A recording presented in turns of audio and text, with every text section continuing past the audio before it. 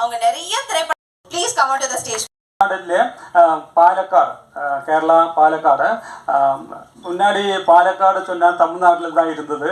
அதுக்கப்புறம் கன்னியாகுமரி இப்போ தமிழ்நாட்டுக்கு கொடுத்துட்டு பாலக்காடு நாம் வாங்கியாச்சு. அப்போ நான் சின்னதிலே இருக்கும்போது தமிழ் படிக்கணும், தமிழில் ரொம்ப இன்ட்ரெஸ்ட் இருந்தது. அப்போது நிறைய முயற்சி பண்ணி தான் தமிழில் படிச்சிருக்கேன். நான் வந்து government of India all India service ஆஃபீஸராக ஒர்க் பண்ணியிருக்கேன். இங்கே சாந்தோமில் 5 years ஒர்க் பண்ணியிருக்கேன். கண்டினியூ ரிலே இப்படி லைவ் ப்ரோக்ராம் எல்லாம் பண்ணியிருக்கேன். அப்போ அந்த சான்ஸில் அப்படி தமிழோட ரொம்ப அன்பு எனக்கு, தமிழ்நாடு மக்களுக்கு ரொம்ப என்ன ப்ரோக்ராம் எல்லாம் பண்ணி ரொம்ப எனக்கு இஷ்டம். அப்போ ஒரு சான்ஸ் வந்தது இந்த தமிழ் ஃபிலிம் எடுக்கலாம்னு சொல்லிட்டு. அப்போது அது ஒரு செட்டப் பண்ணிட்டு தான் இந்த ஆர்கே வெள்ளிமேகம் என்ற தமிழ் படம் எடுத்தது. இது தமிழ் நமக்கு முன்னாடி எல்லாம் தெரியும், நிறைய தமிழ் படம் பார்த்துருக்கேன். எம்ஜிஆர், சிவாஜி, ஜெமினி கணேஷ் எல்லா ஆளுங்களும் சினிமா நல்லா பார்த்துருக்கேன், மலையாளமும் பார்த்துருக்கேன். அப்போ தமிழ் ஃபிலிமு ரொம்ப பார்த்து ரொம்ப இன்ட்ரெஸ்டாக இருக்கிற ஒராள்.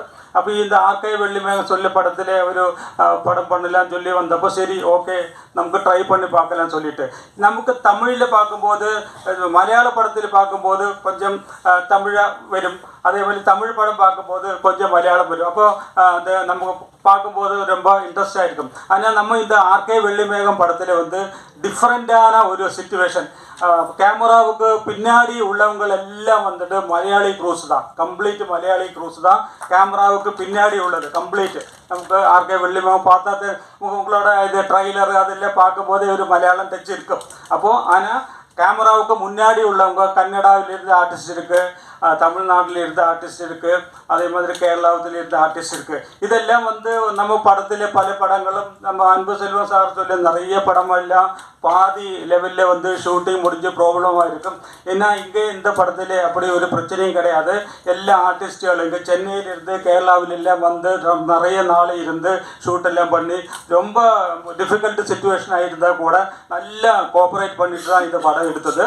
இந்த படத்தில் ஆக்சுவலாக வந்து படம் இது ட்ரைலர் இதெல்லாம் பார்க்கும்போது தெரியும், நம்ம கேரளாவோட எல்லா இடத்துலையும் ஷூட்டிங் எடுத்து எல்லாம் நமக்கு மேக்ஸிமம் வந்துட்டு ரியல் சீன்ஸ் தான் எல்லாம் எடுத்திருக்கு.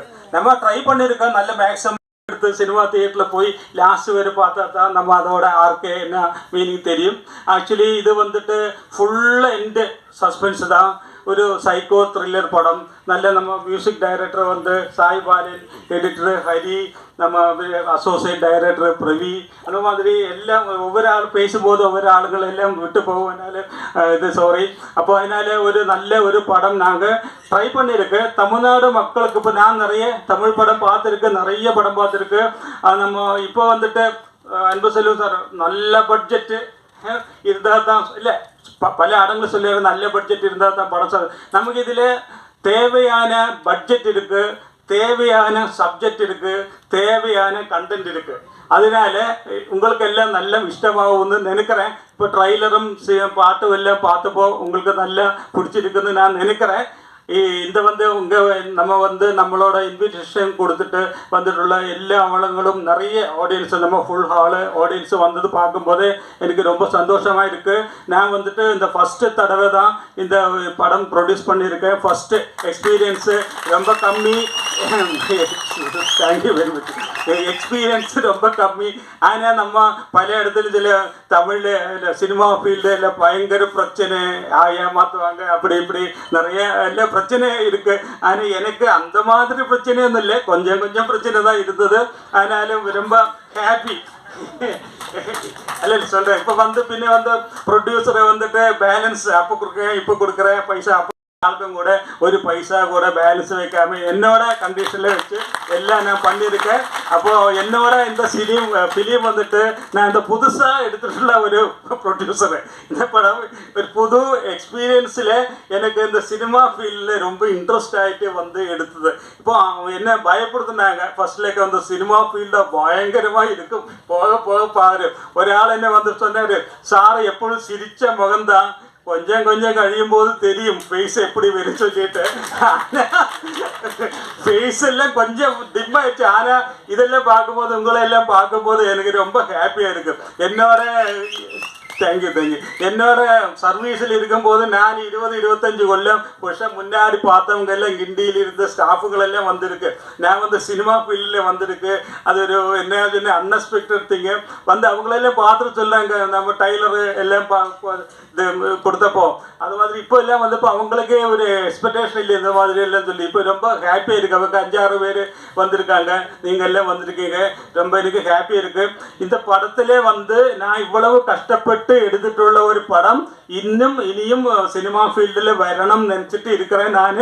அப்போ உங்களோட கடமை தான் இது. இந்த படம் சக்ஸஸ் பண்ணி கொடுக்கணும் சொல்கிறது உங்களோட கடமை தான். நீங்கள் வந்து எனக்கு எல்லாம் ஹெல்ப்பு கொடுக்கணும். டிஸ்ட்ரிபியூஷன் அது இது உள்ள ஐடியாஸ் எல்லாம் வரும்போது எல்லாம் எனக்கு ஹெல்ப் பண்ணி கொடுங்க. அதனால் நீங்கள் வந்துட்டுள்ள ஒவ்வொரு ஆளுங்களுக்கும் நம்ம இதில் நம்ம இவர் ஜனநாயக கட்சியோட துணை தலைவர் கவனிக்கலை சொல்லிட்டு அவர் எப்படி பண்ணுறாரு. அப்போ அதில் ரொம்ப சங்கடம் இருக்குது. ஆரியம் வந்து நான் சொல்லறதில்லை. அதனால நீங்கள் எல்லாரும் வந்ததில் நான் எனக்கு ரொம்ப சந்தோஷம். எல்லாவங்களும் சிலை அழகாகும் சிற்பியின் உழைப்பால் கலை எழில் இங்கே வருகை இருக்கக்கூடிய திரைப்பட கலைஞர் பெருமக்களே, பத்திரிகையாளர் நண்பர்களே, உங்கள் அத்துணை பேருக்கும் இந்த இனிய மாலை பொழுதினிலே என்னுடைய இதயம் கனிந்த வணக்கத்தினை முதலாவதாக தெரிவித்துக் கொள்கிறேன்.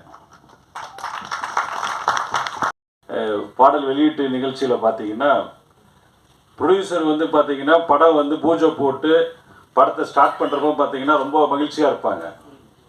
கடைசியாக படம்லாம் எடுத்து முடித்த பிறகு பாடல் வெளியீட்டு நிகழ்ச்சியில் பார்த்தீங்கன்னா அவங்களோட முகம் வந்து வாடி இருக்கும்.